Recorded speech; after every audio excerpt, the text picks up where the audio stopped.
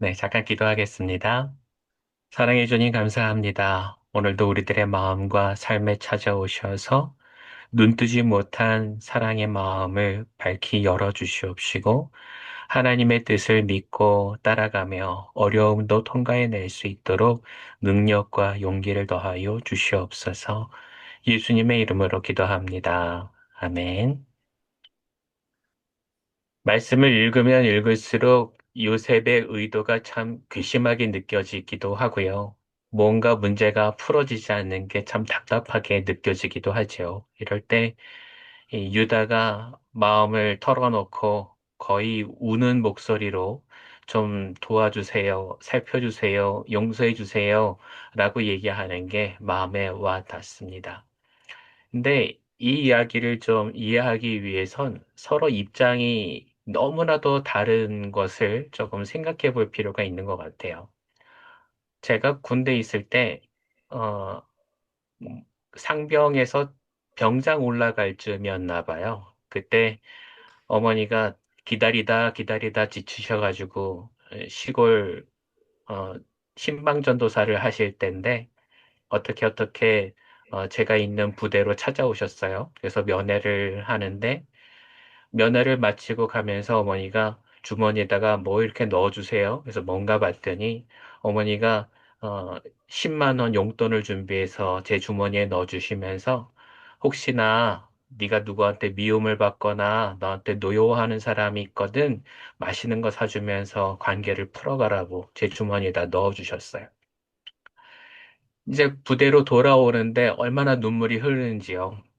어머니의 그 형편을 제가 너무나도 잘 아는데 도대체 시골에서 신방전도사 생활을 하시면서 어디서 아껴서 10만 원을 마련하셨을까? 여기까지 오는 비용도 많이 드셨을 텐데 하는 생각에 눈물이 자꾸 흐릅니다. 나는 나라에서 먹여주고 재워주고 한 달에 그래도 10,000원씩이라도 월급을 주니 그거 모아가지고 집에 갈 때 쓰면 되는데 이 돈을 어떻게 마련하셨을까? 그게 너무 걱정이 되니까 막 눈물이 흘러요. 한 8개월 뒤에 제대하자마자 그래서 어떻게든 가게의 보탬이 되고자 아르바이트를 찾았습니다. 근데 그렇게 해서 좀 친하게 됐던 한 그 친구가 저한테 그래요. 너 신학생이지만 그래도 나이트 한번 가볼래? 너 목사 되면 못 가잖아. 이때 한번 가봐라. 내가 비용은 대줄게. 도대체 그게 얼마면 되는데? 물어봤더니 이 친구 하는 말이 가관이에요. 2천만 원? 2천만 원 내가 대줄게. 얼마나 깜짝 놀랐는지 몰라요. 나는 어머니 그 10만 원 용돈을 벌기 위해서 지금 아르바이트를 하고 있는데 너는 하룻밤에 술 마시느라고 2천만 원을 쓴다고? 그 다음에는 이 친구가 용서가 안 되더라고요. 뭐 나한테 특별히 잘못한 건 없는데 그 친구와 제가 너무 형편이 차이가 나는데 어, 어렵게 어렵게 번 돈을 그렇게 쓴다라는 걸 알게 됐을 때 도무지 용서가 되지를 않았어요.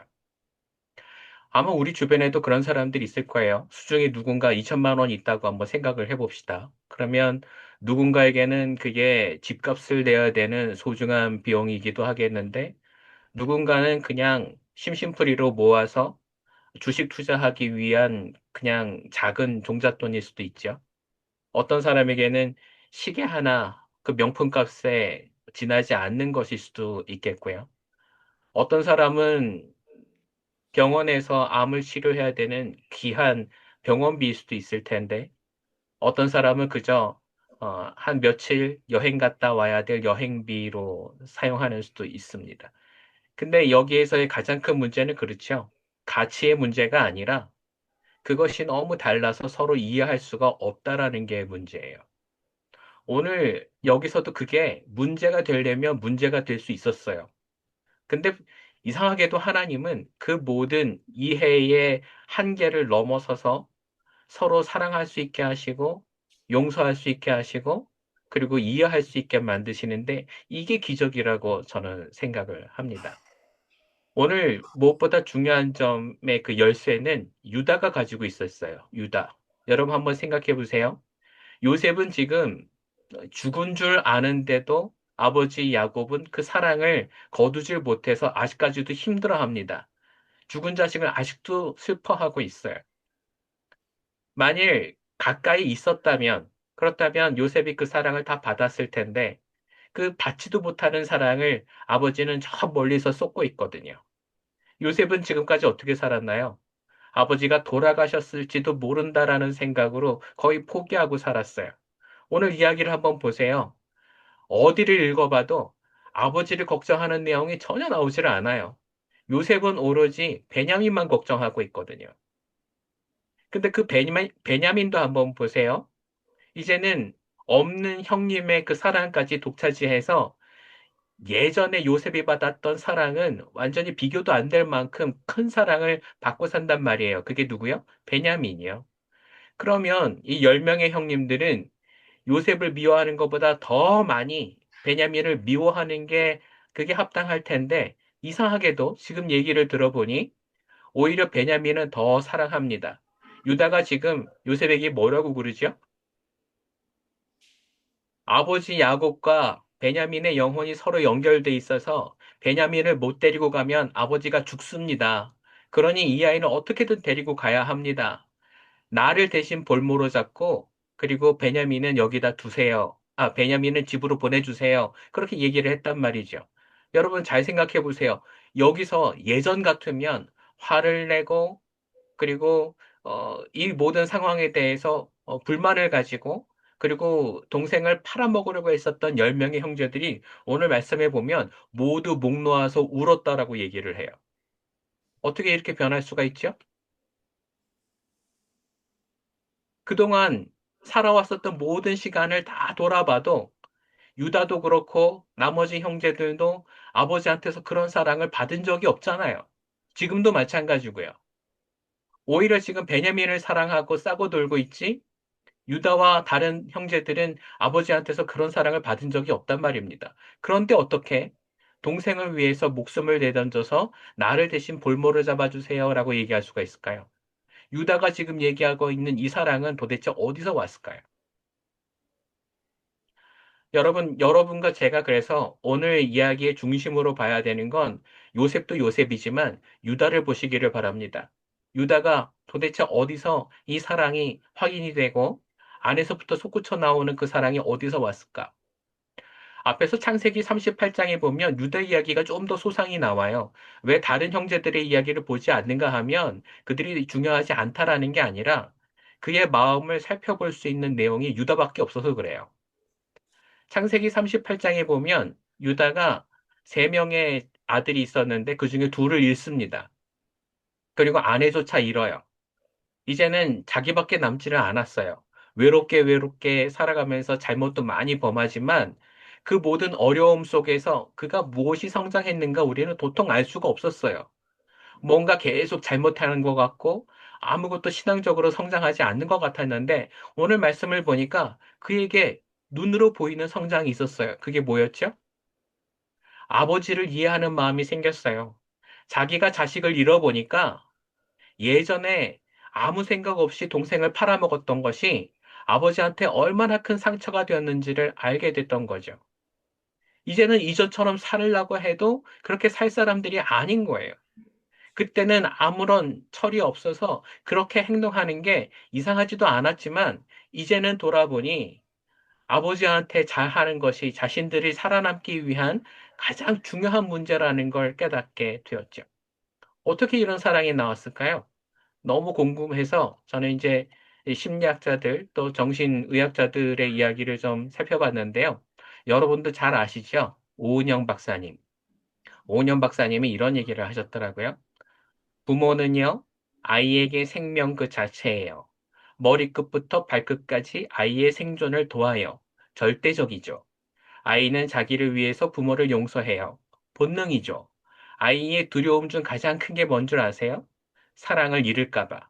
아이는 부모가 생각하는 이상으로 부모를 사랑합니다. 그래서 부모가 아이 손을 놓아도 아이는 금세 다시 잡아요. 금방 용서해 줍니다. 아이의 용서가 어른을 죄책감에서 구원해요. 참으로 위대한 힘이죠. 여러분 무슨 내용인지 아시겠어요? 우리는 아이를 기를 때 그렇게 생각해요. 부모가 아이를 사랑하니까 아이가 클 수 있다. 그리고 나중에 커서도 부모는 자식에게 절대적인 사랑을 준다. 우린 그렇게 생각하고 있죠? 근데 심리학자들은 달라요. 반대로 얘기를 해요. 오히려 자식은 부모를 더 사랑한다라는 거예요. 뭐 때문에? 본능적으로. 여러분 한번 생각해 보세요. 우리 어머니들은 아이를 다 배 아파서 낳아 보셨죠? 여러분들한테 아이는 어떤 겁니까? 나의 분신이죠. 내 몸의 일부예요. 근데 심리학자들은 뭐라고 얘기하는가 하면 아이한테 엄마는 모든 거래요.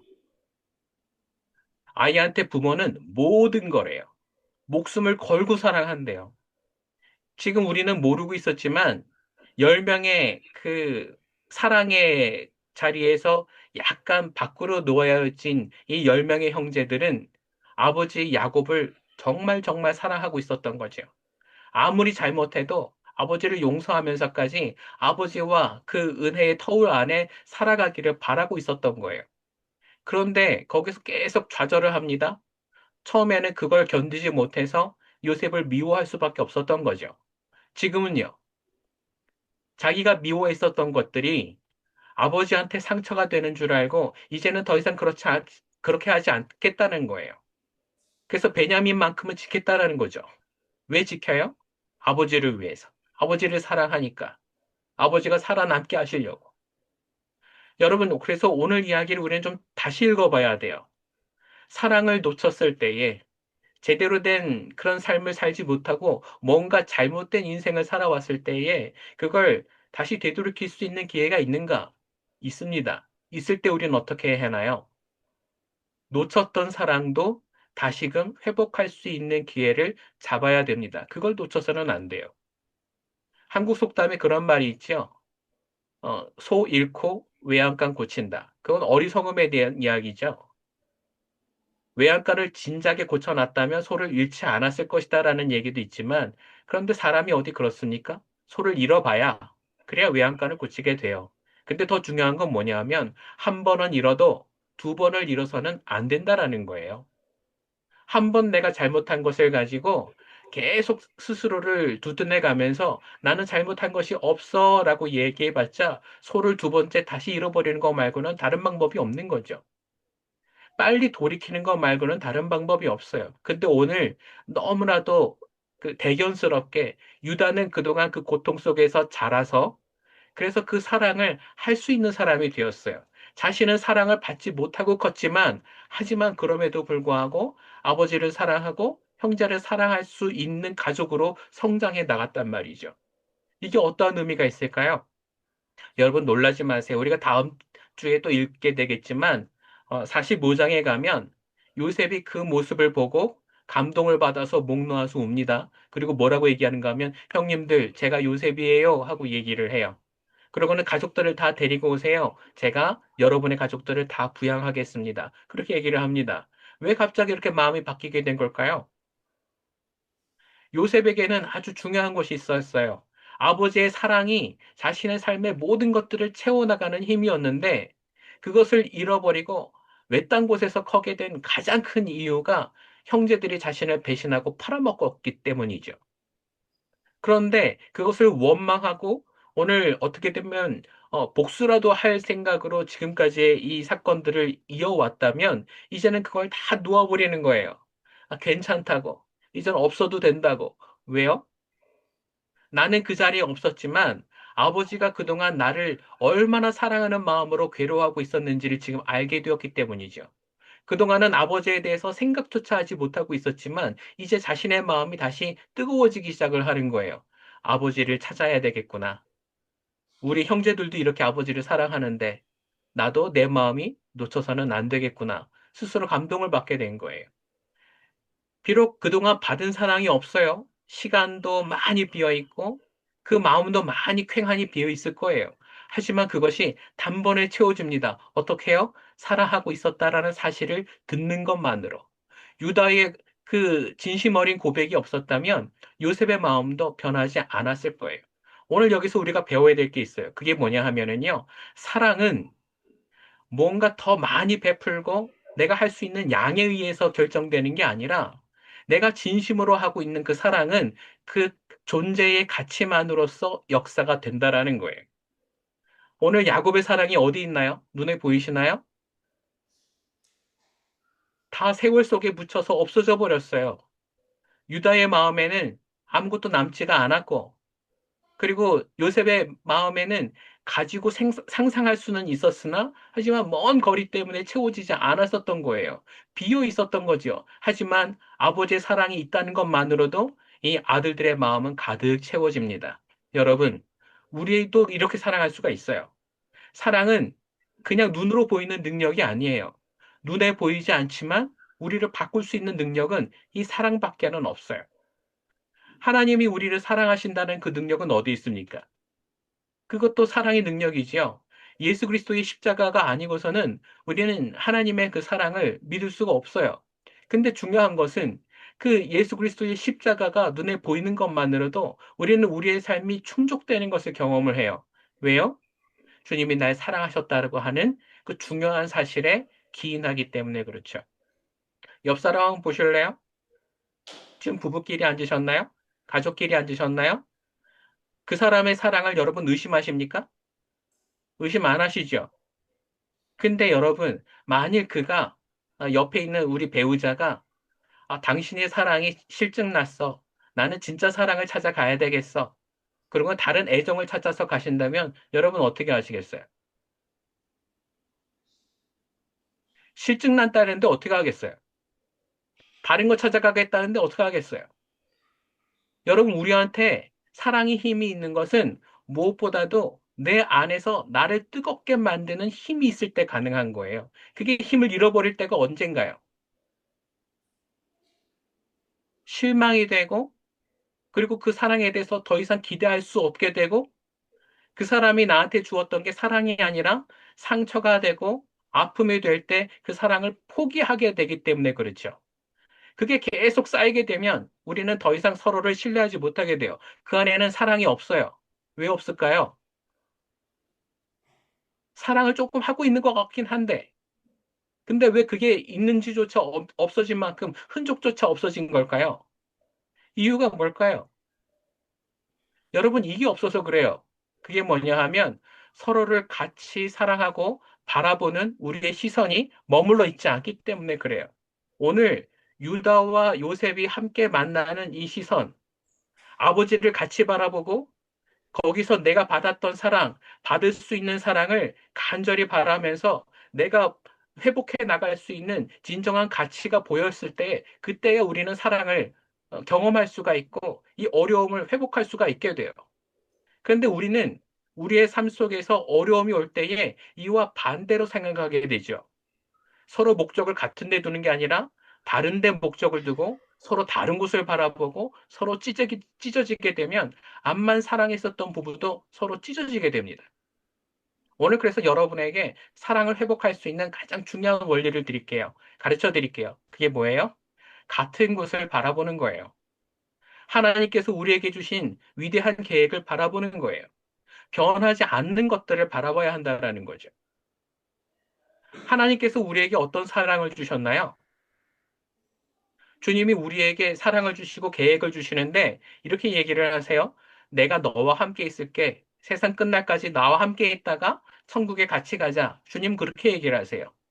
주님이 우리에게 주시는 약속이 우리에게 효험이 있는 가장 큰 이유는 그것이 변하지 않는 목적이기 때문이에요. 십자가를 바라보고 우리가 위로를 얻을 수 있는 가장 큰 이유는 그거 믿어도 죽고 끝나버려서 더 이상 소용이 없는 그런 죽음이 아니라 하나님을 믿고 따르면 우리의 삶의 모든 것들이 회복된다는 약속이 있기 때문이죠. 오늘보다는 내일이 날 거라는 기대가 있기 때문이에요. 하나님이 나를 바라보실 때의 그 가치는 내가 그동안 한 일이 많아서 자격이 돼서 그럴 만한 가치가 있어서가 아니란 말이죠. 하나님은 나한테 두시기를 내가 앞만 못 놔도 나를 사랑하고 이끌어 가시는 은혜와 사랑을 이끌어 가시면서 하나님을 바라보는 그 목적이 열매를 맺을 수 있게 만들어 가시기 때문이라는 거죠. 이게 무슨 차이가 있는지 아시겠어요? 옆 사람 한번 보시겠어요? 어깨를 한번 이렇게 두들겨 주세요. 그리고 얘기해 보세요. 한 주간 또 잘 살았죠? 힘내시기를 바랍니다. 예, 이젠 이런 게 안 먹히는군요. 예. 삶에서, 내가 다른 사람과 연관돼 있다라는 느낌을 갖는 것보다 사랑을 느낄 수 있는 더 중요한 부분은 없어요. 그래서 아침마다 우리는 가족을 내보내면서 서로 껴안아주죠. 뽀뽀도 해줍니다. 내 자식과 내가 그런 영적인 연관성이 있다라는 것을 내 육체로 표현하는 거예요. 삶에 소프트웨어만 있어가지고서는 우리의 삶에 아름다운 열매가 맺어지지가 않아요. 하드웨어가 있어야 돼요. 씨앗이 있다면 밭이 있어야 되고, 사랑이 있다면 삶의 표현이 있어야 돼요. 따뜻함으로 나타나야 되고, 체온으로 느껴져야 되고, 그걸 서로에게 줄 수 있는 것이 보여질 때, 그때 우리는 그 모든 것들이 열매를 맺게 된다고요. 오늘 여기도 마찬가지예요. 야곱의 가정에서도 이 사랑이 씨앗이 되고 열매가 되는 가장 큰 이유는 유다가 목 놓아 울었던 것이 요셉에게 감동이 되었기 때문이거든요. 오늘 우리의 가정도 마찬가지예요. 아내가 아무리 힘들어해도 남편이 그 사실을 모른다면 우리의 가정은 사랑이 깨진 거나 다름이 없어요.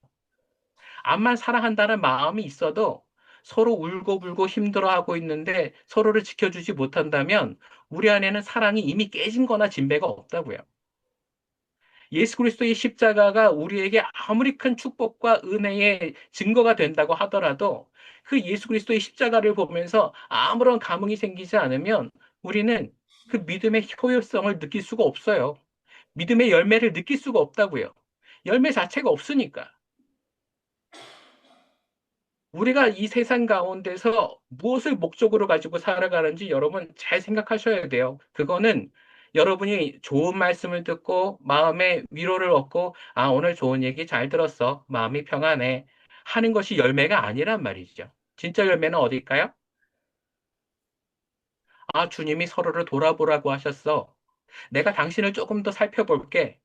무슨 일이 있는지 나한테 가르쳐 줘. 나한테 속상한 일이 있다면 말을 해줘. 내가 당신을 위해서 기도해 줄게. 그리고 손을 잡고 같이 기도하는 게 우리 안에서 이루어져야 한다라는 말이죠. 제가 여러분에게 자꾸 옆 사람을 지켜보라고, 쳐다보라고 하는 이유가 뭐겠어요? 그것 때문이에요. 사랑이 열매를 맺어야 되기 때문에. 설교를 들으면서 실습할 수 있는 방법이 어디 있을까요? 없거든요. 설교가 무슨 실습이 있습니까? 그런데 중요한 건 우리의 신앙은 실습이 있어야 되거든요. 옆 사람을 보시고 기도해 주시고 안아주시고 껴안아 주시는 거 절대로 포기하지 마세요. 그건 그냥 웃고 넘어갈 일이 아니에요. 여러분에게 보여줄 수 있는 사랑은 너무나도 작지만 정말 할 수 있는 사랑은 너무나도 크다. 이걸 여러분 어떻게 믿으시겠어요? 네? 저도 거의 뭐 말버릇처럼 얘기를 합니다. 여러분 사랑합니다. 제가 여러분 얼마나 사랑하는지 아시죠? 그럼 여러분 그걸 그냥 그대로 믿으세요? 안 믿으시는군요. 그럼 어떻게 믿으시겠어요? 손과 손을 맞잡고 함께 물어주고 서로 도닥여주고 그리고 얘기하고 사랑하는 게 표현이 되지 않고서는 어떻게 알겠냐고요. 여러분, 그래서 제가 지금 제네바 가기를 정말 고대하고 있습니다. 왜요? 그래야 사랑이 전해지니까. 이렇게 멀리서 쳐다보는 것으로도 은혜가 있다라는 게 너무 감사하긴 한데 더 중요한 것은 우리가 이 사랑을 포기하지 않고 노력을 해야 돼요. 어쨌든 우리 안에 열매가 맺혀져야 한다라고요. 유다가 오늘 하나님의 은혜 안에서 정말 놀라운 기적을 일으킵니다. 그건 뭐냐 하면 그는 받은 사랑이 없는데 사랑을 지금 베풀고 있어요. 동생을 위해서 죽겠다? 그게 어디서 나온 거예요? 여러분이라면 하실 수 있는지 한번 잘 생각해 보세요. 나는 받지 못한 사랑을 아버지한테서 받지 못해서 그게 늘 마음에 부담이 돼 있었는데, 근데 아버지가 정말 사랑하는 그 아들을 위해서 내가 대신 죽어줄 수 있겠는가? 여러분, 이게 누구의 마음이에요? 이게 예수 그리스도의 마음이거든요. 이게 예수 그리스도의 마음이에요. 달리 얘기를 해볼까요? 여러분, 부부가 아니거나 가족이 아닌 사람들을 한번 보세요. 그 사람들을 위해서 오늘 여러분 죽으실 수 있으세요? 네? 안 됩니까? 안 되면 우리가 예수 그리스도의 사랑으로 살아간다는 게 아무런 의미가 없는 거예요. 근데 그게 왜 예수 그리스도의 사랑으로 될까요? 우리는 어렸을 때부터 많이 얘기를 들었잖아요. 해방이 될 때 독립운동하는 많은 사람들, 우리를 위해서 목숨을 버렸다. 우리의 믿음의 선조들, 우리를 위해서 기도하다가 죽었다. 6.25 때 많은 군인들, 우리를 위해서 선혈의 용사가 되었다. 여러분, 근데 그게 다 나를 위한 희생이라고 받아들여지세요? 어머니, 아버지가 나를 위해서 무슨 희생을 한다 한들, 그게 내 것으로 여겨지시나요? 나를 위한 희생? 오늘날에는 멀쩡한 가족이 별로 많지가 않아요. 부모가 자식을 낳다가 뱃속에 있는데도 포기하고 낙태를 시키기도 하고 뭐 다른데 어디다가 요양원에 갔다가 버리는 경우도 있고 고아원에 갖다 버리는 경우도 있고 실제로 자식을 포기하는 사람들도 얼마나 많은지 몰라요. 학대하는 가정도 있지요. 여러분 부모가 자식을 사랑하는 게 당연한 겁니까? 마땅히 일어나는 일인가요? 그렇지 않아요. 그렇지 않은데 한번 보세요. 우리 아이들은 어떤가? 우리가 태어나고 우리가 낳아서 기르는 아이들은 부모를 거부하는 법이 없어요. 하나님의 놀라운 사랑의 기적은 바로 거기서 시작이 돼요. 아무런 이유가 없는데 거기서 사랑이 일어나거든요. 하나님은 그렇게 씨앗을 뿌리세요. 그 아이를 거두어서 젖먹여서 키워야 되는 가장 큰 이유가 뭔가요? 아이가 너무 이쁘니까 그 아이가 나한테 매달리기 때문이죠. 여러분, 우리도 하나님 앞에 그렇게 서야 돼요. 하나님 어떻게 사랑할 수 있을까요? 하나님이 자격이 돼서 여러분 오늘도 하나님이 나한테 그런 자격이 되는지 물으시는 분이라면 오늘도 믿음을 가지기 힘드실 거예요. 그런데 참으로 다행스러운 것은 주님이 그런 자격이 있으세요. 몸 버려, 마음 버려, 나를 위해 희생하시고 십자가를 지셨기 때문에. 근데 그것조차 우리는 받아들이기가 힘들어서 예수 그리스도의 십자가를 보면서도 온전한 감동을 얻지 못한다면 도대체 여기서 예배드리는 게 무슨 소용이 있냐는 거죠. 여러분 여기서 사랑을 회복하셔야 돼요. 어제보다 오늘 내가 더 잘 살아갈 수 있는 것은 주님이 나를 포기하지 않고 오늘도 기르시기 때문이라는 것을 믿으세요. 우리는 하나님을 향해서 모든 것이 좌절이 되고 자격 요건을 따지고 그럴 만한 가치가 있는가를 따져서 계속 포기하는 동안 주님은 나를 위해서 아무것도 포기하지 않으시고 열심히 일하신다라는 것을 여러분 믿으시면 좋겠어요. 지금 제네바가 좋은 분위기가 아니라는 거 제가 듣고 있어요. 많은 그 단체에서 감언을 하고 사람들을 줄여나가는 형편이라는 걸 이야기를 듣고 있지만 그게 나중에 어떤 모습으로 우리에게 다가올지 우리는 두렵습니다. 하지만 저는 걱정하지 않아요. 하나님께서 우리의 공동체에 뜻을 두고 계시고 우리의 모임 중에 하나님의 사명과 사역을 생각하고 계신다면 주님은 포기하지 않으실 것이기 때문이죠. 주님은 우리의 교회를 만들어 나가실 겁니다. 우리의 믿음을 만들어 나가실 거예요. 내가 어떻게 하는가가 중요한 게 아니라 하나님을 향해서 믿음을 가지고 있기만 하다면, 아버지를 향해서 그분이 나의 살아가시는 것에 대해서 내 마음이 움직이기만 한다면, 요셉과 같이 그 마음이 다시 뜨거워지고 아버지를 생각하는 그 마음으로 내가 형제들을 다시 받아들이겠다고 용서가 가능해지는 것처럼 마음이 비어 있었던 그것이 하나님의 사랑으로 가득 채워지는 기적이 일어난단 말이죠.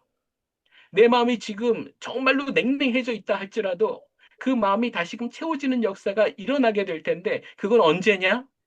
하나님의 사랑에 대해서 내가 감동하기 시작할 때라는 거예요. 여러분, 그래서 오늘 저는 여러분에게 이렇게 말씀드립니다. 이 성경의 말씀을 읽으시면서 내 이야기처럼 읽어보세요. 그리고 내 주변에 계신 하나님의 흔적을 찾아보세요. 옛날 아주 오래전에 야곱을 위해서 일하셨던 하나님이 나를 위해서도 일하시고 계시는가? 살펴보세요. 오래전에 요셉을 위해서 일하셨던 하나님이 날 위해서도 일하고 계시는가? 살펴보세요.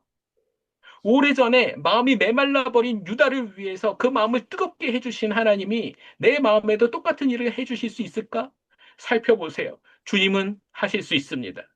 오늘 그 일을 여러분과 나를 위해서 하실 거예요. 우리의 마음의 지금 상태는요, 다른 조건 때문에 만들어진 상황이 아니에요. 나는 그거 실망하고 있고 좌절하고 있고 계속 낮춰지고 있다라고 하지만 하나님은 그걸 목적을 하고 계신 게 아니란 말입니다. 하나님은 여러분의 마음이 사랑으로 충만해질 것을 기대하고 계세요. 그걸 계획하고 계세요. 그래서 내일을 바라보고 계시는 거란 말이에요. 요셉이 이 어려운 일들을 해 나가면서도 시간을 버틸 수 있었던 이유는 그걸 기대했기 때문이겠죠. 하나님의 믿음을 가지고 우리의 삶이 회복되는 것을 여러분과 제가 또다시 확인할 수 있게 되기를 바랍니다. 요셉을 도우셨던 하나님이 나를 도우신다라는 것을, 유다를 일으키셨던 하나님이 나에게도 용기를 주실 것을 믿으시고 하나님의 은혜 가운데 더 가까이 나가시는 여러분과 제가 되기를 그리스도의 이름으로 축원합니다. 함께 기도하겠습니다. 사랑의 주님, 힘들고 어려운 상황 가운데서도 믿음을 잃지 않게 하여 주시옵소서. 무엇을 바라보며 살아왔는가? 어떤 것이 우리에게 정말 중요한 것인가? 분별할 수 있게 하여 주시고, 하나님의 꿈을 위해서는 내 모든 것을 바칠 수 있는 참다운 믿음을 다시금 가질 수 있게 도와주시옵소서.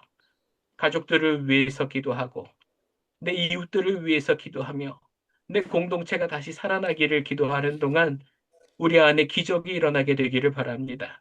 하나님을 온전히 바라보는 그 눈빛을 회복시켜 주시고 다시금 뜨겁게 일어나는 우리의 마음을 회복시켜 주셔서 주님의 뜻을 가지고 하나님의 사람들을 일으킬 수 있는 능력과 사랑을 더하여 주시옵소서. 감사드리며 예수님의 이름으로 기도합니다. 아멘.